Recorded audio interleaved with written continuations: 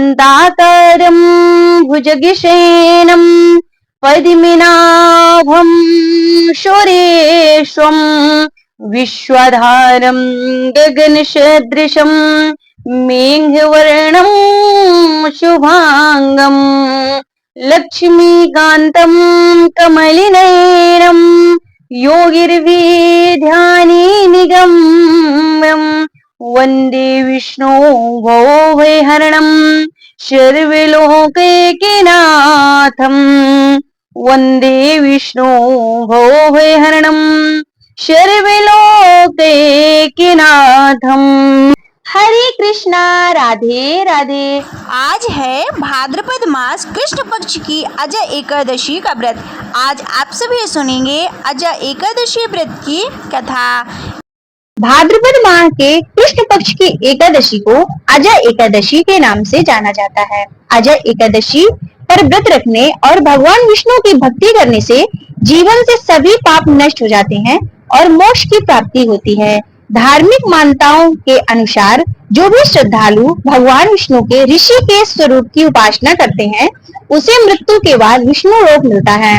अजय एकादशी के व्रत की कथा सुनने मात्र से ही अश्वमेध यज्ञ के बराबर पुण्य फल प्राप्त होता है। ऐसी मान्यता है कि यह व्रत जीवन से दुख, दर्द और संकटों का नाश कर देता है और मोक्ष का मार्ग प्रशस्त करता है।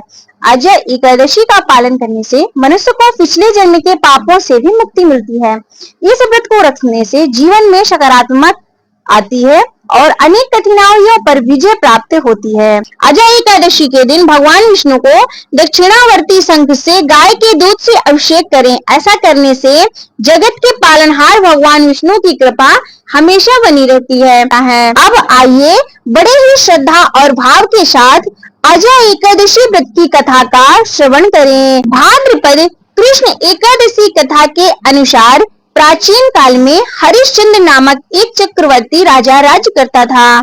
उसके किसी भी कर्म के वशीभूत होकर अपना सारा राज्य व धन त्याग दिया, साथ ही अपनी स्त्री, पुत्र तथा स्वयं को बेच दिया। वह राजा चंडाल का दास बनकर सत्य का धारण करता हुआ मृतकों का वस्त्र ग्रहण करता रहा, मगर किसी प्रकार से सत्य से विचलित नहीं हुआ। कई राजा चिंता के समुद्र में डूबकर अपने मन में विचार करने लगा कि मैं कहाँ जाऊं, क्या करूं जिससे मेरा उद्धार हो। इस प्रकार राजा को कई वर्ष बीत गए। एक दिन राजा इसी बात की चिंता में बैठा हुआ था कि गौतम ऋषि आ गए। राजा ने उन्हें देखकर प्रणाम किया और अपनी सारी दुख भरी कहानी कह सुनाई। ये बात को सुनकर गौतम ऋषि कहने लगे, हे राजन, तुम्हारे भाग्य से आज से 7 दिन बाद भाद्रपद कृष्ण पक्ष की अजय एकादशी के नाम से आएगी। तुम विधि पूर्वक उसका व्रत करो। इस व्रत के पुण्य प्रभाव से तुम्हारे समस्त पाप नष्ट हो जाएंगे। इस प्रकार राजा से कहकर गौतम ऋषि उसी समय वहां से अंतर्ध्यान हो गए। राजा ने उनकी कथना अनुसार एकादशी आने पर विधि पूर्वक व्रत को जागरण किया। इस व्रत के प्रभाव से राजा के समस्त पाप नष्ट हो गए। स्वर्ग से बाजे बजने लगे और पुष्पों की वर्षा होने लगी। उसने अपने मृतक पुत्र को जीवित और अपनी स्त्री को वस्त्र तथा आभूषणों से युक्त देखा। व्रत के प्रभाव से राजा को पुनः राज्य मिला। अंत में वह अपने परिवार सहित स्वर्ग में गया और यह सब अजय एकादशी के प्रभाव से हुआ है। अतः जो मनुष्य यत्न के साथ विधि पूर्वक इस एकादशी को करते हुए रात्रि में जागरण करते हैं, उनके समस्त पाप नष्ट होकर अंत में स्वर्गलोक को प्राप्त होते हैं। इस एकादशी की कथा सुनने मात्र से अश्वमेध यज्ञ का फल प्राप्त होता है। ऐसी एकादशी का व्रत करने वाला व्रतधारियों को कई शुभ फलों की प्राप्ति होती है। यह एकादशी मोक्ष देने तथा समस्त पापों का नाश करने वाली मानी जाती है। भाद्रपद माह के कृष्ण पक्ष की ये अजय एकादशी के नाम से जन्म मानस में प्रचलित है।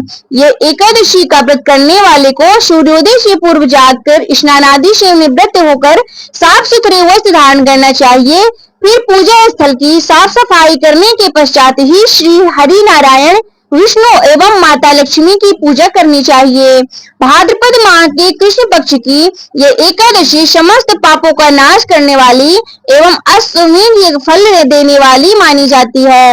इस दिन विधि विधान से पूजन करने के पश्चात इस कथा को श्रवण अवश्य करना चाहिए। इस दिन निराहार रहकर व्रत रहने के पश्चात शाम को फलाहार करके अगले दिन ब्राह्मणों को भोजन तथा दक्षिणा देने के बाद ही स्वयं को भोजन करना चाहिए।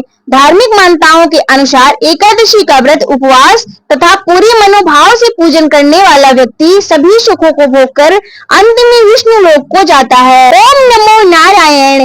ओम नमो भगवते वासुदेवाय। तुलसी माता की कथा।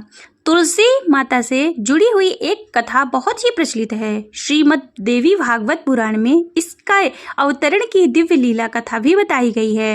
एक बार शिव ने अपने तेज को समुद्र में फेंक दिया था। उसमें से एक महातेजस्वी बालक ने जन्म लिया। यह बालक आगे चलकर जालंधर के नाम से पराक्रमी दैत्य राजा बना। इसकी राजधानी का नाम जालंधर नगरी था। दैत्यराज कालनेमी की कन्या वृंदा का विवाह जालंधर से हुआ।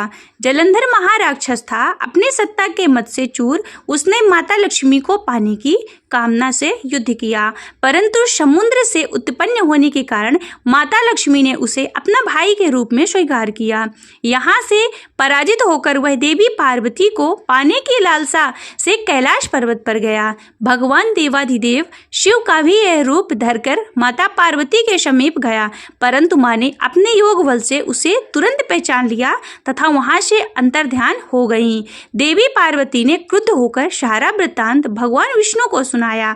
जालंधर की पत्नी वृंदा अत्यंत पतिव्रता स्त्री थी। उसी के पतिव्रत धर्म की शक्ति से जालंधर न तो मारा जाता और न ही पराजित होता था।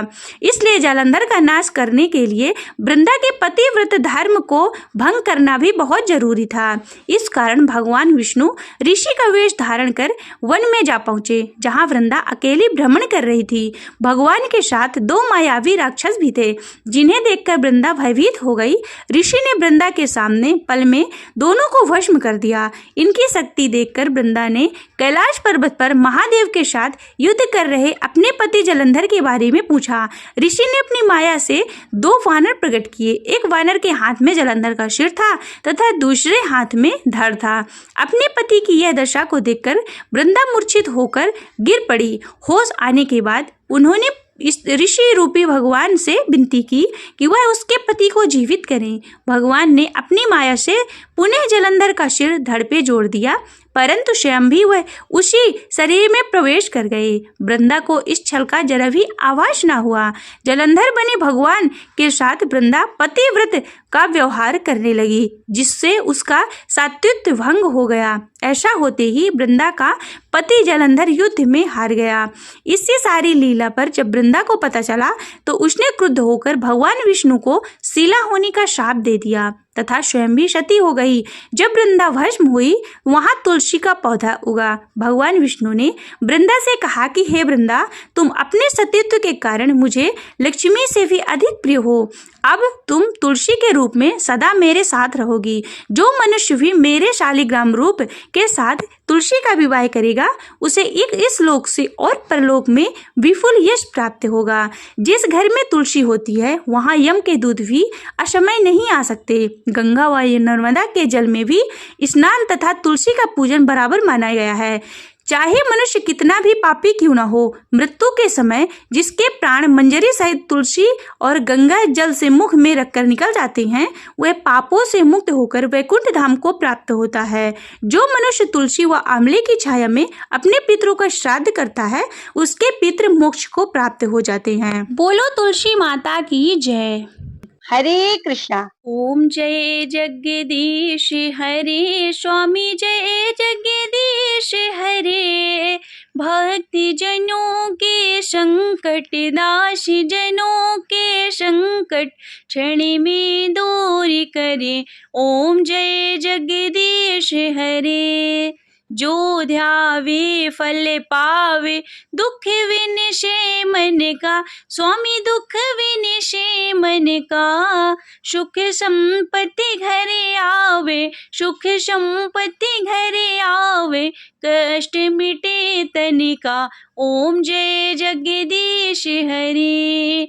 मात पिता तुम मेरे, शरण गहूँ मैं किसकी, स्वामी शरण गहूँ मैं किसकी। तुम्हें बिने और न दूजा, तुम्हें बिने और न दूजा, आश करूं जिसकी। ओम जय जगदीश हरे। तुम्हें पूर्ण परमात्मा, तुम्हें अंतर्यामी, स्वामी तुम्हें अंतर्यामी। पार ब्रह्म परमेश्वर, पार ब्रह्म परमेश्वर, तुम सबके स्वामी। ओम जय जगदीश हरे। तुम करुणा के सागर, तुम्हें पालन करता, स्वामी तुम्हें पालन करता। मैं मूर्ख खल कामी, मैं सेवक तुम्हें स्वामी, कृपा करो भरता। ओम जय जगदीश हरे। तुम हो एक अगोचर, सबके प्राणपति, स्वामी सबके प्राणपति। किस विधि मिलूं दया में, किस विधि मिलूं दया में, तुमको मैं कुमति। ओम जय जगदीश हरे। दीन बंधु दुख हरता, तुम ठाकुर मेरे, प्रभु तुम रक्षक मेरे। अपने हाथ उठाओ, अपने शरण लगाओ, द्वार पड़ा तेरे। ओम जय जगदीश हरे। विषय विकार मिटाओ, पाप हरो देवा, स्वामी पाप हरो देवा। श्रद्धा भक्ति बढ़ाओ, श्रद्धा भक्ति बढ़ाओ, संतन की सेवा। ओम जय जगदीश हरे। तन मन धन और संपत्ति सब कुछ है तेरा, प्रभु सब कुछ है तेरा। तेरा तुझको अर्पण, तेरा तुझको अर्पण, क्या लागे मेरा। ओम जय जगदीश हरे। ओम जय जगदीश हरे। स्वामी जय जगदीश हरे। भक्ति जनों के संकट, भक्ति जनों के संकट क्षण में दूर करे। ओम जय जगदीश हरे। जय श्री जगदीश्वर जी की आरती जो कोई नर गावे, प्रभु प्रेम सहित गावे। कहत शिवानंद स्वामी, भजत हरि हर स्वामी, मन वांछित फल पावे। ओम जय जगदीश हरे। ओम जय जगदीश हरे। ओम जय जगदीश हरे। बोलिए विष्णु भगवान की जय।